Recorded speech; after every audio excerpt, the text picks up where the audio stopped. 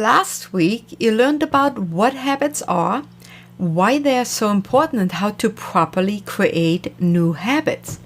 This week, I am back to share my top 12 habits for health and well-being that can make a big difference in your life. So let's explore them.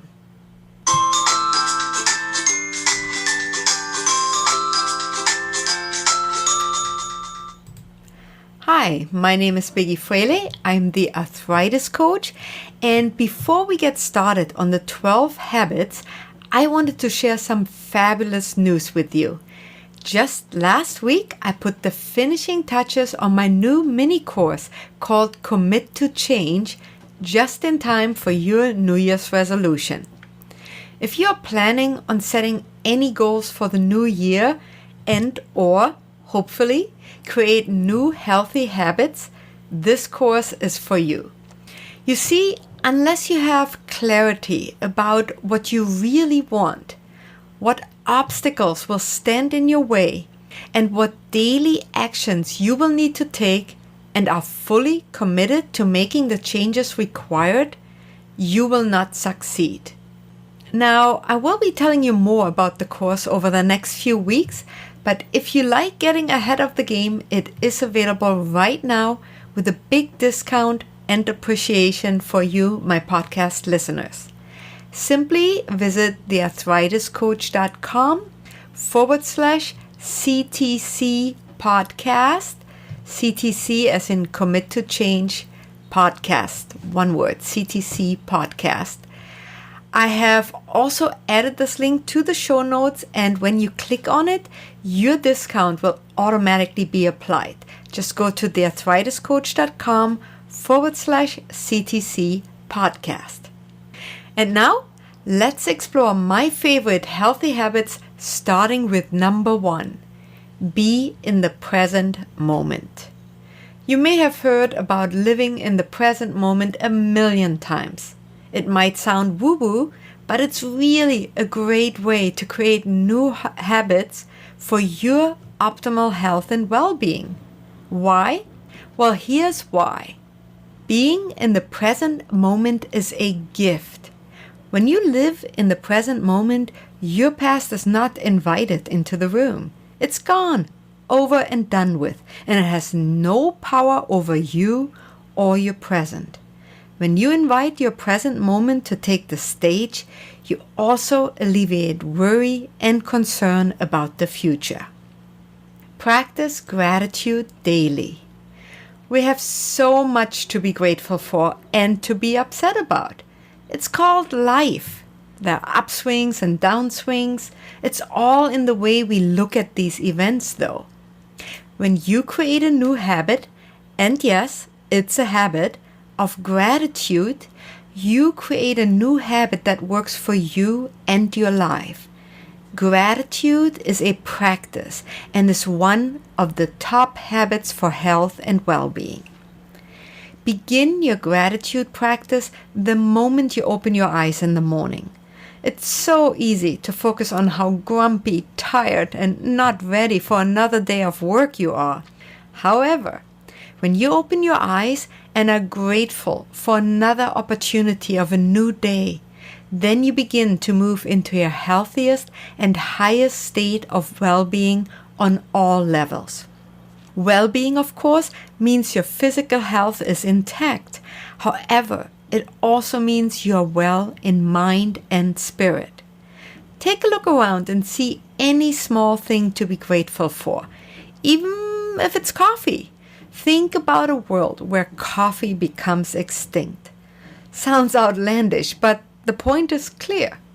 There's so much to be grateful for, from the coffee we drink to the air that we breathe. Take some time and get into the practice of gratitude. Have quiet moments each day. We all have such busy lives, but it is essential to quiet our minds daily. Take a few moments each day to just be quiet and still. If you have to go to the park or step into your car for a few minutes of quiet during lunch break, then you can choose to do so. If you want your few moments of quiet to begin your day with, then do this if it works for you. Many people like to end their day with a few moments of quiet as well. No matter what time or place you choose, make certain to create a new habit of getting quiet and still daily. It's in those moments of quiet and of stillness where you find all you need to know. Answers to things you're not thinking about come to you. Did you ever go look for your lost keys and wound up finding something else completely unrelated? This is similar to how being still works. When you're not focusing on something, the answer sometimes becomes apparent. Smile and laugh. If a focus on health and well-being is your goal, then smiling and laughing are two of the best habits you can create for yourself. If you have to, put laugh out loud on your daily to-do list. You won't be sorry. Laughing and smiling release endorphins, which are also known as feel-good hormones, and decrease the release of cortisol. Cortisol is a damaging stress-release chemical. If you want less cortisol and more endorphins, then it's important to laugh out loud at least once per day. Find things to smile about. It's not that hard. Watch a funny video or movie, or find and read a joke online. Laughing and smiling daily are great habits to learn. Practice one act of loving kindness to self daily. What does improving your health and well-being have to do with being kind to yourself? A lot. We all have a tendency to give up our power and turn our happiness over to the care of others. We wait for love, adoration, attention, and affection. However, what we don't realize is that our well-being and health are our responsibilities. In order to have a healthy and fit spiritual and physical life, you need to pay attention to yourself once in a while too. It's okay to love and nurture yourself. You don't have to give all of your power away to others like your family, friends, or colleagues. You can nourish and treat yourself kindly. Take a moment to be kind to yourself and really think about what you appreciate about yourself. It only takes a minute. Are you resourceful, kind, or loyal? What's your best quality? Take a minute to acknowledge yourself and own it. It's not being conceited, it's being self-loving. Practice one act of loving kindness to someone else daily. Once you get in the habit and practice of being kind to yourself, you will come to understand how important kindness is to overall health and well-being. We all need kindness, each and every one of us. Get into the practice of being kind to yourself and then make that an extended part of who you are and how you show up in the world. Being kind to someone daily doesn't have to be elaborate or difficult either. It only takes a minute, even if you just hold the door open for someone. How about that smile we discussed earlier? Remember, smiling releases endorphins, and when you smile at someone, they can smile back at you, causing lots of feel-good hormones being released on both the giving and receiving end. Smiling takes a brief second, but can change someone's day. Knowing you had an impact on someone can increase your happiness, health, and well-being as well as theirs. That's a win-win situation. Practice passion. Do one little thing every day you feel passionate about. It doesn't have to be this grand scheme which reaches the masses. A small goal toward a bigger goal that makes your heart sing is perfectly fine.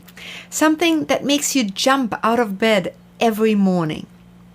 You may want to simply write your thoughts in a journal, or you may want to create a business plan for that new business idea you had last night.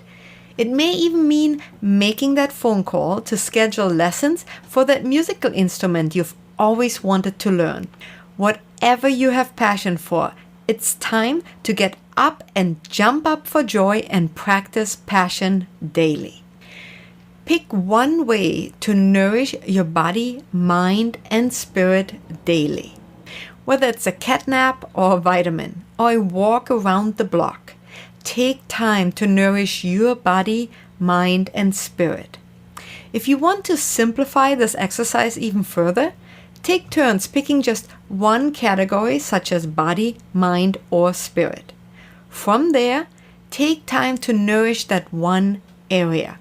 For example, get some exercise if you choose body, or get the same amount of rest every night. If listening to music soothes your soul, then go with that. Either on your way to work or on your way home or at night before bed, say a prayer of thanks in order to lift your health, well-being, and your spirit. Learn how to delegate, say no, and how to prioritize. One of the fastest tracks to improve your health and well-being is in creating good time management habits. When your time and your schedule are scattered, so are you.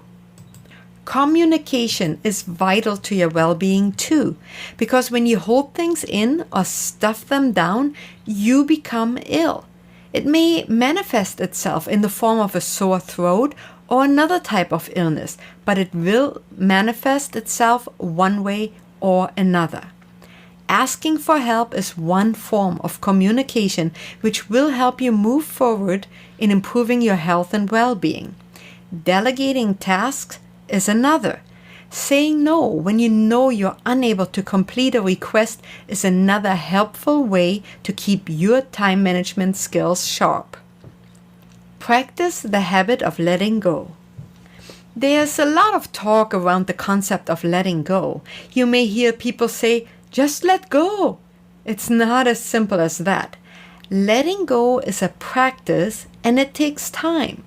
You need to practice letting go before it becomes a true habit. If you are someone who overreacts, take on the practice of holding space for a minute or two. Take a moment to regain your composure and step away from the situation for a moment. In stepping back for just a moment, you are actually taking on the practice of letting go. You may not see this right away, but in essence, by not reacting, you take on letting go. The more you practice this, the easier it will become to let go of things more quickly and with more ease and grace. The more you live in flow of ease and grace, the better your health and well-being will be. Connect with others. What does connecting with others have to do with being healthy and well? Just about everything. Scientific studies are showing loneliness can be the cause of disease and depression. It makes sense. If you feel lonely and in need of connection with others, there are plenty of ways to achieve that goal. Remember, your health and well-being are dependent on connection with other people in your life. There are plenty of groups, both social and support-wise, which can fulfill your every desire. There are sports teams, clubs, events, volunteer opportunities, and book clubs, just to name a few. Don't allow any more time to pass if you feel the need to connect with others. There are many health benefits to volunteering. You get a surge of positive feelings when you volunteer. Giving back also means gaining. You gain a sense of pride, purpose, and usefulness, and it will show all over as you radiate health and wellness to those around you. You may be surprised at how many people will ask you if you got a new haircut or if something else is different about you. Practice the art of momentum. Do one thing every day that moves you forward in some way, whether it is a financial goal, a relationship goal, or a health and fitness goal, in order to create the habit of momentum. What is momentum? Well, momentum is two things. First, momentum is taking one action step each day to move you forward in your life's goals. It doesn't have to be a big mountain moving event. It just has to be an action step. It does not matter if the action step is big or small. Secondly, momentum is being enthusiastic about what you're doing. If you're not enthusiastic, then no one else will be enthusiastic either. In order to keep momentum going, you need to be enthusiastic. Even if you're not feeling it in the moment, take it on anyway. Get encouraged, get inspired, and get motivated. Just keep the ball rolling. When you take on the practice of these 12 daily habits, don't be surprised if you notice new habits forming with ease and grace. While it may take some time to become second nature, if you practice these daily, you will reap the results and the rewards. Now I know this has been a lot of information to absorb, so I've prepared the 12 Healthy Habits cheat sheet for you that not only lists my top 12 habits, but gives you clear, actionable examples on how to incorporate them into your daily routine. Make sure to grab your copy at thearthritiscoach.com/12 habits. That's 12 habits.